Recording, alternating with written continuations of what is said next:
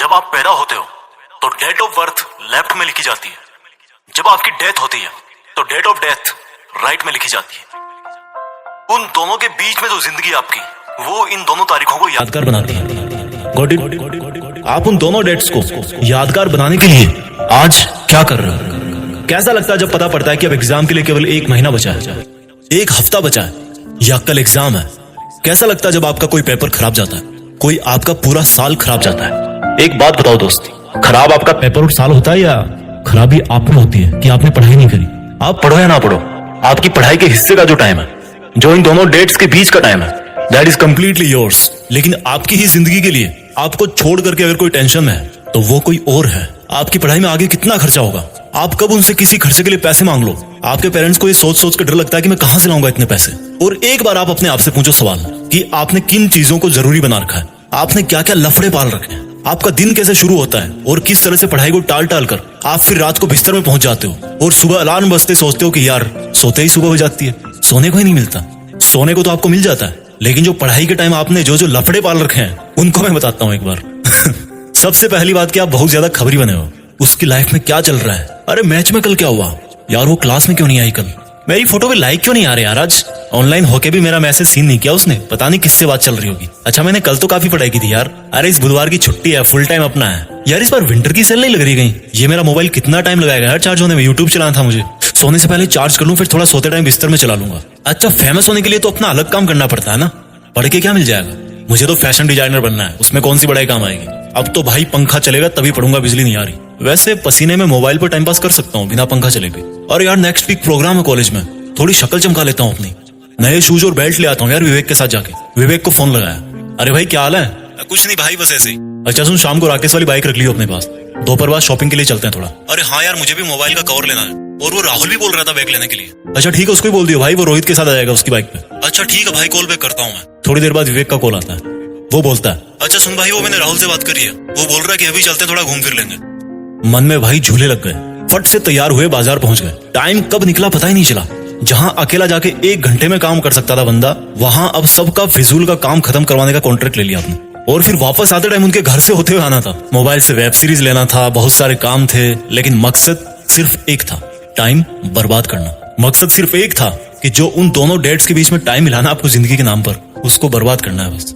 मकसद टाइम बर्बाद करना था, बहाने रोज मिलते हुए, अपने आप को झूठे इल्यूजन में रखते हुए और हर दिन एग्जाम की तरफ बढ़ते हुए। एग्जाम के 1 महीने पहले वर्ल्ड वॉर वाला टाइम टेबल बन गया, जो कि 2-3 दिन में ही ध्वस्त हो गया, क्योंकि पूरी साल भर पढ़ाई नहीं की। तो एकदम से कैसे 10 घंटे पढ़ोगे, एकदम से कैसे 100 पेज कवर करोगे एक दिन में? एग्जाम का जब 1 हफ्ता बचा तो पूरी जान लगा दी गूगल और यूट्यूब पे सर्च करने में कि कहीं इंपॉर्टेंट क्वेश्चन मिल जाए यार, कोई ट्रिक मिल जाए, कोई रामबाण मिल जाए। एग्जाम की पहली रात तो सो ही नहीं पाए, क्योंकि पूरी साल भर चैन की नहीं सो रहे, और खराब पेपर होते मोटिवेशन दे, इस बार पढ़ूंगा।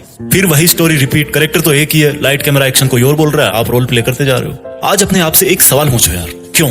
व्हाई? क्यों वो दिन देखना चाहते हो जब आप किसी के नीचे 15,000 की नौकरी करोगे और तब कोई और आपका ही साथी, जो आपसे ज्यादा बुद्धिमान तो नहीं था, लेकिन आप जितने फालतू लफड़े नहीं पाल रखे थे उसने, वो ऑस्ट्रेलिया में बीच पे अपनी हॉलिडेज स्पेंड कर रहा होगा। जब आप भरी गर्मी में भीड़ भाड़ वाली बस में जगह ढूंढने के लिए घुसोगे, तब किसी और के घर में fully centralised all weather air condition लग रहा होगा। क्यों जानबूझ के इन्वाइट कर रहे हो वो सिचुएशन जब आपको सेल्फ रियलाइज होगा कि मैंने अपनी लाइफ में कितना टाइम वेस्ट किया। एक सक्सेसफुल स्टूडेंट का दिन शुरू होता है सूरज उगने के पहले।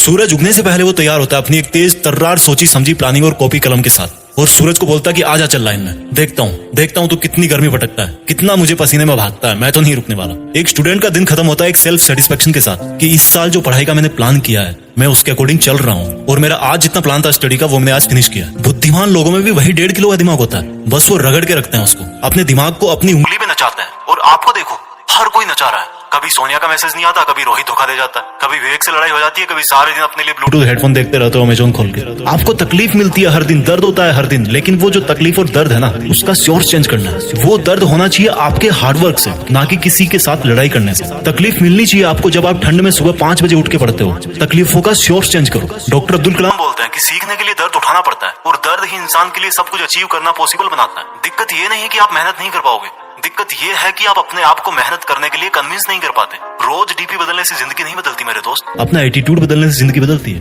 रोज पार्टी करने से नाम नहीं होता, काम करने से नाम होता है। सोने से जिंदगी के सपने पूरे नहीं होते, नींद को खोने से सपने पूरे होते हैं। आप में और एक टॉपर में दिमाग एक ही है, लेकिन वो आपसे ज्यादा भूखा है सक्सेस पाने के लिए, और यही बात उसको आपसे मेरिट लिस्ट में ऊपर डालती है। जब पढ़ो तब सोचो कि मैं अपने खुद के ही बेहतर फ्यूचर वाले वर्जन के लिए पढ़ रहा हूँ। बात बात पर लोगों से उलझने से आपकी ताकत नहीं झलकती। हर सिचुएशन में खुद को कंट्रोल करके जो बंदा कंसंट्रेट करता है, उससे उसकी मेंटल स्ट्रेंथ झलकती है। दुनिया का कोई मोटिवेशन आपको नहीं बढ़ा सकता जब तक आप अपने आप में अपना एक फ्यूचर वर्जन नहीं देखते हो। अपने आप में अपनी एक फ्यूचर वाली इमेज तैयार करो कि मुझे लाइफ में 2 साल बाद यहाँ पहुंचना है, 5 साल बाद यहाँ पहुंचना है। और वो जो मेरा 5 साल बाद वाला वर्जन है, वो जब वहां पहुंचकर अपनी हिस्ट्री में देखेगा, या मेरी जब वो वाली डेट आएगी जो राइट में लिखी जाती है, समझ रहे हो ना, तो उसको अपने आप पर प्राउड होना चाहिए। वो मोमेंट जो है ना, वो इंस्पायरिंग होना चाहिए सबके लिए, दूसरों के लिए मोटिवेशन होगा वो। तो आज से ही स्टडी करो, रिसर्च करो, एक बड़े पर्पज के लिए पढ़ो, एक बड़े पर्पज के लिए लाइफ जियो। जो वीडियो में मैंने आपको बताया बहाने, वो एक बार दोबारा उस बंदे वाले नजरिए से सुनना जो आप अपने आप को फ्यूचर में बनता हुआ देखना चाहते हो। उन छोटे छोटे बहानों में से एक भी बहाना ऐसा नहीं होगा जो आपको अपने उस वर्जन से मिला सकता है। मैंने एक वीडियो में बोला था, उसकी लिंक नीचे है, कि किसी को इंप्रेस करने के लिए जिंदगी मत जियो, किसी को इंप्रेस करने के लिए काम मत करो, बल्कि इस पूरी दुनिया को इंस्पायर करने के लिए काम करो। और इंस्पायर कैसे कर पाओगे?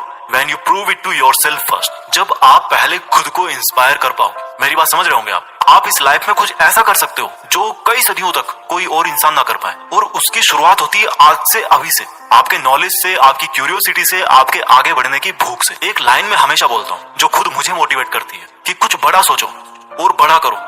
देश में अपना नहीं, बल्कि दुनिया में देश का नाम करो। जय हिंद, वंदे मातरम।